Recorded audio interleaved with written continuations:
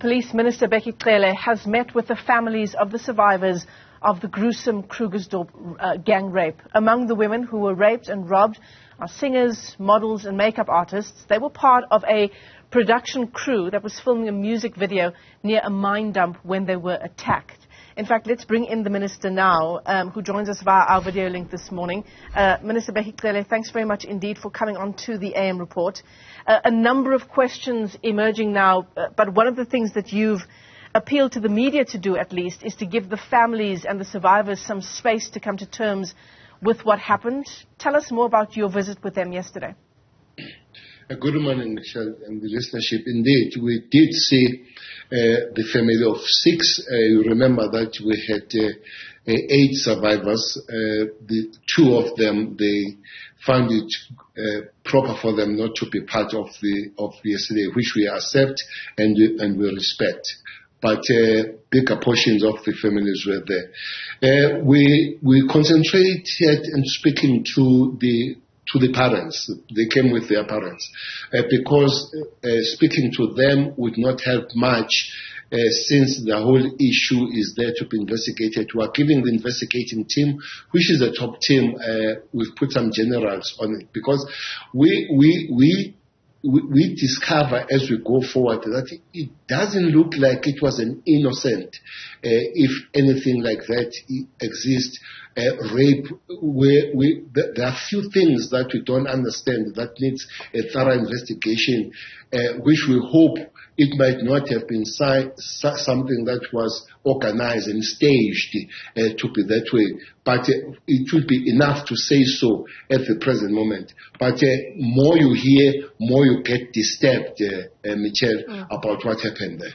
So, Minister, you're saying it looks like it was an organized attack, a premeditated attack, at least from the information that you have so far? Yes, it does. It does look that way. For instance, there were 12 women there. 8 women were raped and 4 women were not raped. And you try to find out how that happened. Up to this point, it doesn't give a proper answer, Michelle. And unfortunately, the women that were raped, almost 8 of them, 7 were African young women, very young, some of them. And the group of women that were not raped there, it happened to be the other demographics of South Africa that survived that thing. But there is something that keeps coming, that the police are going beyond the rape that happened there as they are investigating something that could have been staged, as we say. So, Minister, as you say, you've got a top team investigating that attack now. You've put generals on the case as well. Certainly, activists groups are also saying that the investigative stage is so key in ensuring that justice is done in this case and to secure convictions in the end. What kinds of guarantees can you give us, Minister?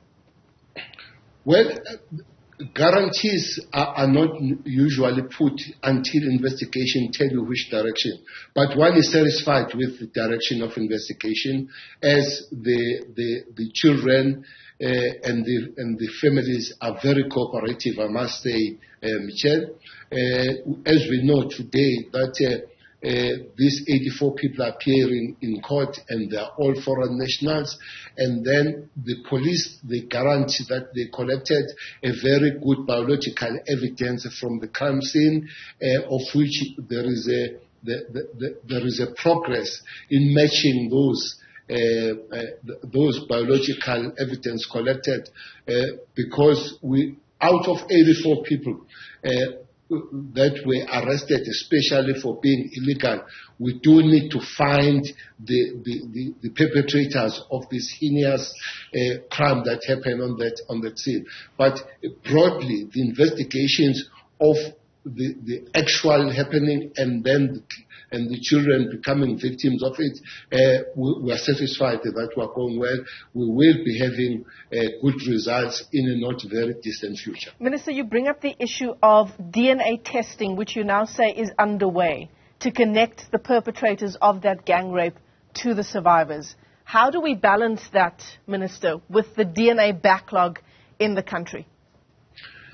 Again, maybe police themselves are guilty of not giving the country when there are stories of success. The DNA issue has been a big problem, Michelle, but that problem is fastly resolved. For instance, for whatever reasons, about 16 contracts were not renewed to be able to run these laboratories properly. All that has been done. They are all well and running. There was a shortage of staff in the laboratories where we have gone out and brought back all those members that were both interns and were working, and for some reason they left the system. There were 24 of them in Western Cape and 6 in Pretoria. They are all back in the system, Michelle. We have moved the working hours from 8 hours to 16 hours, which means we have 2 groups working 2 shifts, 2 8-hour shifts, and we have put even money for overtime and all. We are working even trying to make it a 3-hour shift, 24-hour running. So the backlog has been really reduced. We put on the table that come September it will be, and we are very confident. So we are doing quite well on eating on that backlog. Yeah. But in terms of the gender-based violence, the prosecutors are working very closely with the laboratories to say those cases that are ready for court and they are only the DNA, they work together to make sure that they come up. So we are fine. We are fine, Michelle. We are really working hard to achieve what we have promised on the line.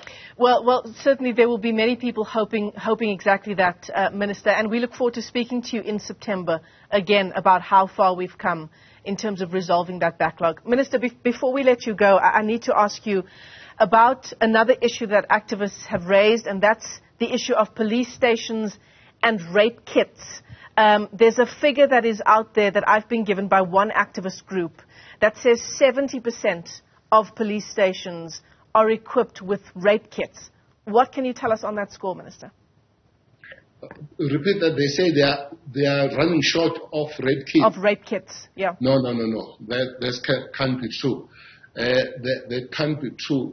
We did have that problem a year and a half ago, and that has been fixed. That's one contract, Michelle, I'm talking about, that has been put in place. But besides that, stations, especially the top 30 stations that have a high rate of rape, having given the spot cash so that they don't go through all these supply chain issues of the red tape. Those activists, if they can really today, as we stop here, and phone me, because I would really deny that. If it is so, there will have to be some head rollings on that, because that's one thing that has been put in order, and I know that is working well. Well, I will certainly give your contact details to Umogolo Tanyane Mguni, who is with Gender-Based Violence Monitor SA. In fact, she's the executive director there, and that's where we got the figure in terms of those rape kits. So we'll hand over your contact details to her, Minister, and hopefully we can get that issue resolved. Police Minister Bheki Cele, thanks very much indeed for joining us, giving us an update there on that horror attack in Krugersdorp, the gang rape of those 8 women, and the progress that is being made in terms of DNA testing and, of course, the investigative work that is being done to secure convictions.